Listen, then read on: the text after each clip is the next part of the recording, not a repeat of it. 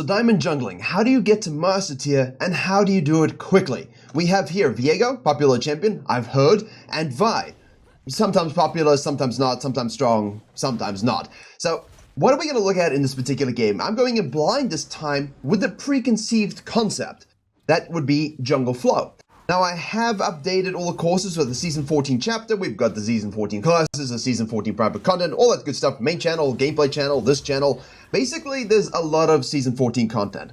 However, when I coach a lot of diamonds, and I do, basically the biggest problem is disjointedness. So by that I mean they're really good at doing this thing and that thing, but they don't know how to make them go together well. And the problem with that is if you have a really good first root and gank and game style, and then your second part of the early game sucks, but your mid game's pretty good, but your late game sucks, you've got these two massive gaps in your game style. So what we need to look at is how can these two junglers play better such that they will get diamond by basically looking for a jungle flow moment, which is just a term for having good decision making one step after the other. So here it's warded by the Lissandra. Obviously you 100%, I was gonna say 100 and 100. You need to see that, right? Because if you're basically Vi pathing down, you know that Viego's most likely pathing down, he's going for this gank here on the top side, okay. You absolutely must head over to Virkayu.gg. I have a free jungle improvement resource as well as a dedicated program where we have jungle video courses, jungle coaching VOD libraries, weekly free video content seen nowhere else, as well as Q&As and patch note rundowns, as well as a private jungle Discord. And if there's one thing I'm good at, it's making junglers reach their goals, as we saw with the record number of people hitting them at the end of Season 13. If you want to climb faster than anyone you know, jungle diff every game you play, click the link below or head to Virkayu.gg. So he tries to make a good play here and gets the kill. Fortunately, his top laner dies as well. Vi, on the other hand, misses the fact that Lissandra warded this, okay, and Lissandra goes trading, thinking she can get the kill here, which, to be fair, she's a little unlucky not to get, but she does know Vi is there in the meantime. And this is where things get interesting, is why did you not back away? Like, I understand that your life is now ruined because of this, but at the same time, you could have just as easily died there as survived. So a lot of luck-based nonsense going around. Vi, on the other hand, commits her flash and everything. I'm not sure I would necessarily do that, because very clearly in Diamond, people don't pay attention to these things either. If you just go around, you have a good angle of approach and hold your Q, I think you're more than likely able to actually kill her because you hit the Q, she has no flash, sure her E's gonna come off cooldown, but that's where your flash comes in and maybe I can interrupt it and so on and so forth. You have to look at this as your jungler of choice, look at the lane and go, can I clean this kill up or can I not? And that's essentially it, but I think with the R being so low, obviously you can't now. Jungle flow would dictate, I've made one good decision here with the gank execution withstanding. I've decided to do my red side quadrant, go and gank the top lane. Viego's now, instead of going back to base and coming down to protect his blue side, which I think here's the logical decision. Hey, good gank, back to base, buy some itemization, now I can protect against the Vi, who most likely is going to go for this, okay? However, the Viego decides to stay out because of the Lissandra as well as the Ahri, and he sees the fact that the Vi is going to the blue side. So watch the Vi here, let's see what happens. Vi says, hello, jungle flow, I'm going to gank your lane. And of course, Thresh's hook is way delayed, although we burn all the sums. And again, as a Vi jungler, we like to burn the sums. It sets up a level 6 ultimate. Now, I'll look at what's going on here in a second. Okay.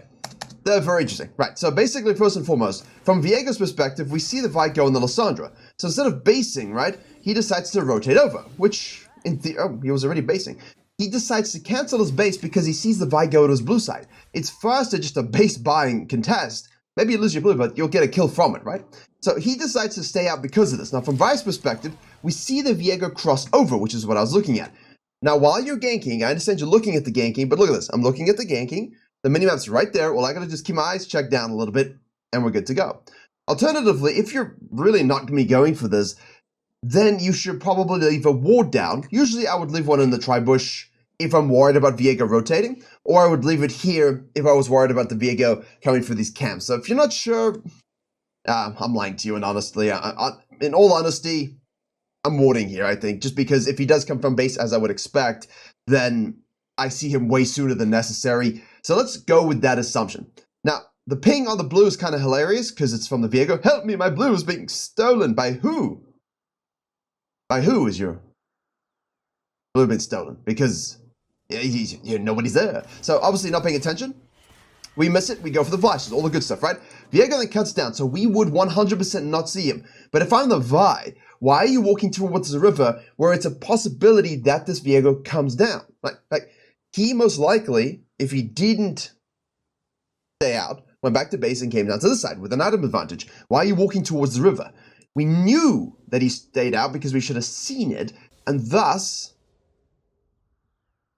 don't go back this way. It reeks of, hey, I don't really know what's going on, could be collapsed upon. Obviously, it's safer, the angles, all that good stuff, and the Xerath kind of gives you a freebie here. So we are going to get one kill, but the Viego will 100% get another one with the Varus there. Good rotation, greedy play, dumb all round, bad flow.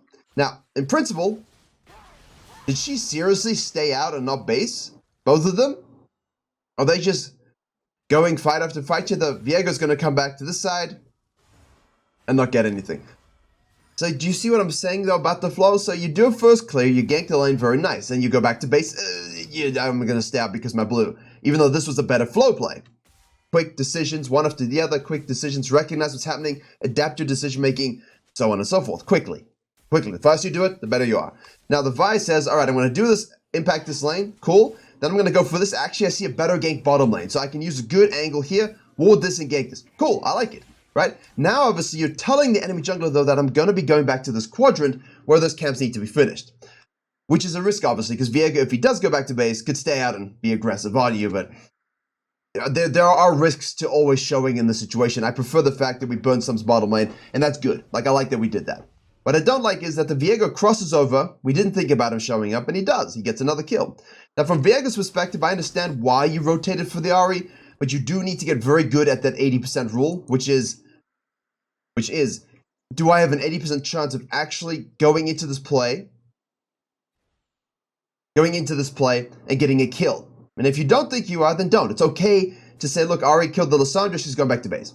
I don't think I can rotate in time. I'm going to do my camps instead.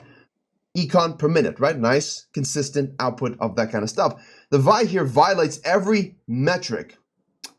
Every metric. Because of this death, she goes back to base.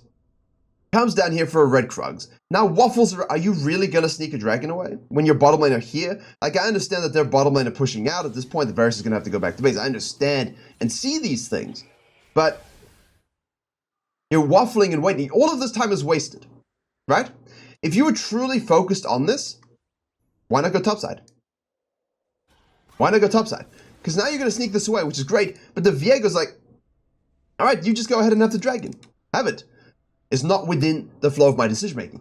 Now, the reason why I say Vi should just go to the top side here is obviously the Lissandra rotates over. But the idea is, look, if I go down here for 2 camps, I know that Viego's got no camps up, and I know I'm going to have to invest a lot of time into waiting to do this dragon without it being too risky. So it's a lot of dead time for her.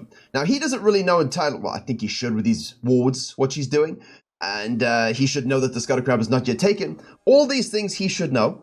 So it's a waste of a plant, unnecessary, completely. Vi does get the dragon and falls back over to the Raptors. And the Viego here has been quite slow because he did the blue side quadrant before falling back to the top side. However, he will basically say, look, if Vi is down on the bottom side, and I'm on the top side, can I gank this lane and get a kill? Heal from the Darius is pretty strong. Vi now says, okay, this was not such a good use of my time. I'm gonna fall back to this and path upside. Yeah. Now the Viego's like, well, can I coin flip these grubs? Because I got Prio here, and Lissandra's in lane, but the problem is, Ahri has Prio mid lane, and you're looking at a situation that's a little bit, dare I say it, straight up coin flip. Who's going to rotate first? Who's going to help me first? Who's powerful at the moment? Who isn't powerful at the moment? Because of Vi's level 5, she's much, much stronger here, but it is, of course, Viego. There's a Lissandra cutting up to help first. Vi's doing a lot of damage onto, of course, the Darius. The Aatrox. The Darius is going to rotate over. There's the R from the Lissandra, and in the end, it's the blue team that thrives and survives. And I'm not entirely sure what is going through the minds of everybody here, but when Viego gets a kill here, if he makes a better decision to say, I'm going to go to the blue and the grub, if you think that because Vi died, that she's going to go to the bottom side, then it's okay to do blue side. I get it. But if you truly think that Vi might go to the top side and you think you can contest that, why do this whole quadrant? Let's pause it. Why do this whole quadrant after you kill Vi and then go back to base and then go topside, and then do the Raptors, and then look for the Scuttle Crab. Like, he's just too slow at going out and taking the objective and taking the things away from the Vi. And if you honestly think that these grubs are not worth taking at all, they're being buffed, by the way. They're being buffed. So they will be more valuable soon. Then just counter jungle. You got the vision, take the Scuttle Crab, take this, obviously try getting top lane, nothing, okay, you can look back here. If Vi shows up, there's nothing for her to do. If she wants to do it, then we can coin flip contest. Or you can just carry on going and take her bottom side and dive top lane, right? So that's what we mean by this. Where is the domino effect of decisions? That's the essence of it. Because Vi greeds and dies, then goes here, dragon. And then goes back to this, and then says, okay, well, I can keep going, and I can contest because Viego shows, and he's now lost any sort of flow. Like, it's like, do I do this? Do I not do this? And that's effectively what the battle is, right? And now she stays out for this. Obviously, no smite. Is going to go back in. Viego shows up again, already up. That's not the good play. Just give it up. Just give it up. Take one if there's three up, just take one and bounce. If you can take two, bounce, but just don't try and take three and die. That is by far the worst thing you can do. And now you can just see that this is developed into a weird diamond game where basically you've got the Viego who can now nicely, think about it, extrapolate. What will be a good sense of direction for him? Okay, so can we go top lane here again? Yeah, but is there really anything worth fighting for? The Aatrox is strong. Why don't I just take all my cams, right? And I can always cut down here if I want to gank bottom lane first, which I think is probably a nice little place. If I can cut down here, you know, I have this afterwards, I can do this afterwards. I could repeat gank here or go in here. A lot of choices. So that's nice. So if you think through the game like that, rather, then that's a good sign. Hey, I did this thing and I got 4 different choices for me that all sound pretty good. All right, good. Then you're in a solid spot. Mistakes or otherwise. The Vi, on the other hand, is a blue and a Gromp and a Krug camp. Sure, these will spawn thereafter pretty damn close to each other, so she might be a little lucky with these respawns, but that was not by design, right? That's just lucky completely, and it's because her clear baseline is just not very good. So now she decides to loop back from blue Gromp into this, and as I said with the Viego here, I'm not entirely sure we're necessary. And look at this, right? Watch this. Like, look at the Aatrox here. The ult is actually, hold up, his ult is actually available in 2 seconds. Like, we do not need to show up here, and that's kind of my logic. Like, I looked at the KDAs, that's why I looked down. You look at the gold amount, the guy's 1,200 in the lead. Do I need to snowball this lane even further? You could, but at this stage, I see a lane that should be won. At least in Diamond. Like, in lower elos, it's fine to kind of go 3, 4, 5 games because they never use it properly. Hell, even in Master Chief, it's great to snowball this lane. But what I see is a Varus that can also be snowballed, a mid lane that's kind of in Ari's favor at the moment, but I'm not worried about that. Lissandra will always be useful. But I see a bottom lane that could truly destroy this game with their range and the utility. I kind of want to get them going before Vi potentially ends up here, because you don't know what she's doing. So Vi loops back up to this fight here because she's F-King. Nice job. Viego shows up, and there we go. I don't think we needed to show up, and now Vi's wasting her time, obviously. Viego just face checks his brush. There's Vi. We're going to get the heal from it. We'll get the hook there, the cleave. Got the big mega slow. Viego goes in, and she dies. Like, that's just bad flow. So while the Viego's decision wasn't terrible, hey, let me do a quadrant and gank it, right? Okay, look, you got to track the CS. Like, you're getting all of this is a waste of time. Is this worth a wolf camp when you know Vi's going on the bottom side? No. Vi's going to go on the bottom side. I'm up here, and I got 1,200 in pocket. Maybe I can finish Kraken at this particular stage, depending on how your game is going. Why would I want to stay here? Now I want to keep the pressure on the Vi. So my decision making isn't, hey, is there a wolf camp I can take? Because you saw her with blue, right? You got the blue. You saw her with 8 CS more than the last time you saw her. So you know she did 2 camps plus the blue, which might be Gromp and the wolf camp. The Gromp camp. It doesn't matter if it's the wolf camp or the Gromp camp. There's 1 camp available here. I don't care about it because I want to base and ensure that I can then cut off the Vi from ganking the bottom lane, right? The flow of decision making, the flow of denial, the flow of what comes next that allows me to win this game. Now Vi will understand this. See the juicy Viego on the top side. Has her ult up in 80 seconds, obviously, because she just used it. Let's just get that full playthrough again. 92 seconds as she's approaching. So is this a lane you necessarily can gank here if you're the Vi? Hell yeah. Kite Man, hell yeah. But the problem is we died top lane and used it and wasted it.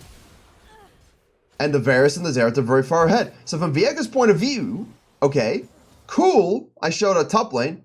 Nice. No Kraken yet, obviously. Nice. But What if the Vi had not shown up top lane, had sequenced down, and because I showed top lane, instead of doing this quadrant, ganked into the Scuttle Crab, got a better angle of approach on the bottom lane with her ult up and was able to actually kill them? What if? Marvel Season League of Legends. It's just a case of you don't know that the Vi's going to show up in a brush and die, and Xerath's going to run it down. You don't know the Vi's going to show up here and do something dumb. So you don't results-base this decision. In my mind, if I cut up for this and show up when I'm not needed, and I could have actually cut down for this to get ahead of the Vi easily could have controlled and won this lane for the Jinx and the Thresh. And now they're going to meet. Gold amount is 4.1 to 4.1 basically. Very, very close. There's the Thresh going in on the Varus. Vi's going to flash E that one. Shields will protect everybody. Viego showing up. It says, can I get in on this? He has Flash doubly available if he wants to use it. He does want to use it. If Vi Q's into him, there's a hook and Flay into a Viego, which is peculiar to say the least, but then he ults under the turn and dies. Jungle flow. Decision making and mechanics always wins you games. And you can see here now, like, they're just taking sub-optimal chances, weird pathing angles. They're not dynamically adapting their pathing according to what the enemy jungler is doing in terms of, hey, can I stay in front of them? Now we're committing a full-on TP from Lysandra to go onto this dragon with Jinx showing up here. Vi should get this with the smite, obviously. She will die to this. It was actually closer than I thought. Jinx is now over here losing a lot of HP. I don't know if I needed to force a dragon. Jinx gets the kill, but again, she gets the kill because other people greed and do dumb things. You know, don't look at it in that way, because just as easily could have died, just as easily could have gotten nothing. So what do you do then if you're the Vi in this particular situation with Viego greeds? Okay, well, I could do dragon. Look at your lane stith, look at the timing of your bottom lane, look at your mid lane. If you honestly think you can get it and get out, then go for it. But I have no illusions under the fact that I would prefer to control my quadrant, pressurize a Viego again with a lead, and then repeat gank the bottom lane. What this will do is it will allow me to kill the Varus and the Xerath twice in a row, take a quadrant of camps, take away Viego's options, and then take a free dragon, which is of course fire. Now, Viego will go ahead and get the grubs while I do that if he's expecting these things, and I'm willing to make that trade, because I already have 2, I don't really care if he has 4. Plus the 2 dragons, pretty solid on our team comp, and obviously the bottom lane have a lead after we do that. So, that's effectively what we're looking to do in Diamond if you want to get to Master Tier. But you can see why there's a lot of, hey, let's contest, hey, we can fight, hey, let me gank this lane because I'm active. And that is very often enough to get you to Diamond, right? Like the Viego and the Aatrox here are like, let's do this grub camp. And they don't think about the possible contest. They just both died doing the grub camp. Like, why do we do grub camp? Because we can. Which is why you see a lot of Challenger, Grandmaster, Master Tier junglers really just skip these kinds of coin flip scenarios. Even if it's potentially 50-50, then I'm not going to go for it. If I can just take camps and gank a lane and take this and then take this for free, isn't that better? And I get camps, and I get kills, and I get it for free. By going to it quickly, you're not counting on a rotational aspect, especially on grubs, which people get obsessed about. So, this game, you can see how there's this disjointed nature to decision making. I like the quadrant into the gank, and then afterwards it's like, do I contest or do I base? I get lucky because the Vi makes a mistake, but could have gotten nothing. And then multiple times the Viego didn't think about cutting the Vi off of her potential plays. Unfortunately, the Vi didn't make these potential plays because she's also going like this, jumping from side to side, and misses these opportunities. So while this doesn't give you like, hey, you should always do this and always do this, that's because it's not true. There's no, hey, you should always do this and always do that. It's about adaptation, seeing one decision after the other, and in-game developing that sense of, all right, I ganked top lane, I saw Vi mid, I see you going to the blue buff, now what? Right? What can I do that's the best decision? And you have to ask yourself these things quickly. Really, you do. See, now, obviously, the Vi's ganking the bottom side here. Viego went to the top side after dying to the grubs, knowing that she most likely go to the bottom side, and instead he's on the other side. And these things add up, right? Well, he was on a low cooldown at this point, but it's not that low. So, ooh, okay. He was up again. All right, so as with war, you do need a little bit of luck every now and then. This is true, he acknowledges. But also remember that you do make your own luck, in a way. Good decisions, knowing mechanical limits, having the right amount of gold at the right amount of time. For example, 7,200 gold on the Vi. Obviously, she hasn't spent 1,800, so it kind of diminishes the point, but 5.7 on the Viego. In the end, the Vi's had 3 big kill-based moments. She got the the Lysandra and the Aatrox at that first grub fight, then she had the dragon fights, where she got some kills around them and before them, and then she just had this phase. And that's because while her decisions weren't always perfect, she actually focused very much on making these big plays around these timings, and the Viego was often on the wrong side, looking in the wrong direction, not taking the right pathing that he could take to cut the Vi off. And every game will have its story like that. There'll be one jungler driving the way, another jungler that can counter them that just doesn't. Vice versa, sometimes that role will swap during the middle of the early game, and obviously your mechanics will factor in as well. But like the Darius is free food at this point, and that 6,000 gold in 40 minutes belongs to the Vi. So now we're gonna go for this. Vi was dead. Now Vi's alive. At this point, the Vi should just go, look, I can probably kill a whole bunch of people, but I'm not getting there in time. So 80% rule does not apply. I'll just go ahead and do my camps instead. I would rather lead with blue Grump Wolf, so I can go down to the bottom side, because then I got the dragon up, so mid-game pathing starts to take effect. Blue Grump Wolves allows me to go down here. Yeah, we can go try to kill the Aatrox if we want, but with the dragon spawning, I feel like I would prefer to path in that direction, take my cams, synergize up with my Jinx and my Thresh. Even the kill here is fine. Like, if you can kill him, it's fine. He's level 12, but he's really not in the game, and you have such a big gold lead. Nice flash Q and E. Beautifully done.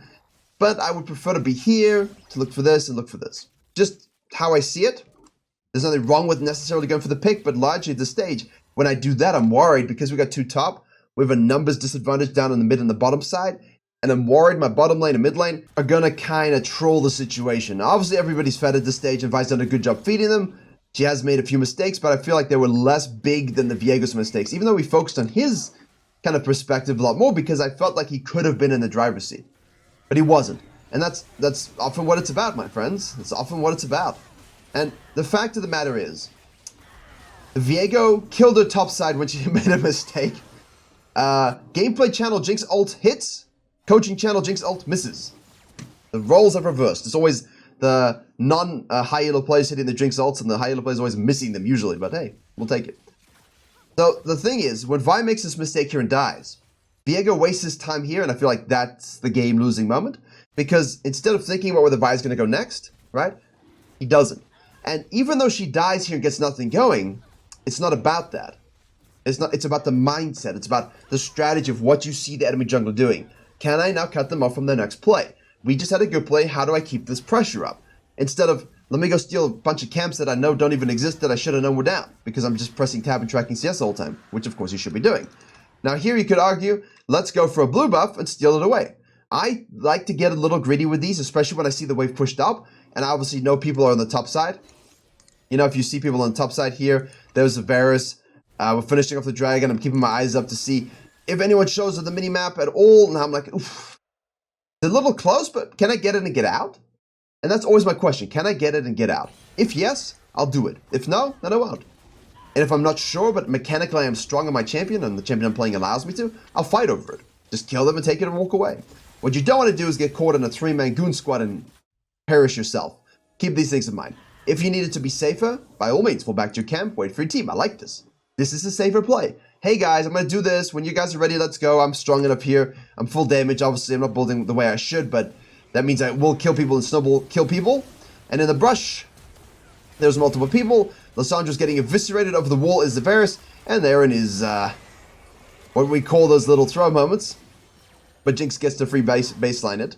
Backline it, baseline it.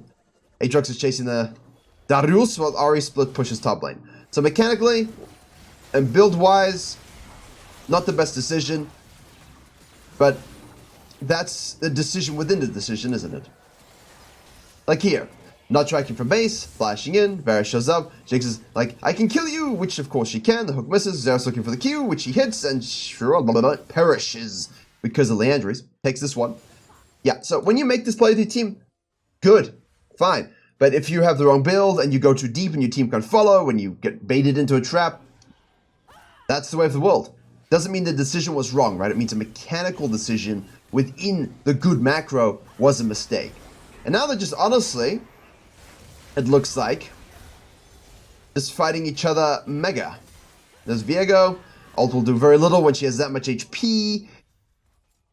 And now it's 3 dragons, and the gold lead's 5k, and literally, thank God, nothing happens. They just grip up around the Baron.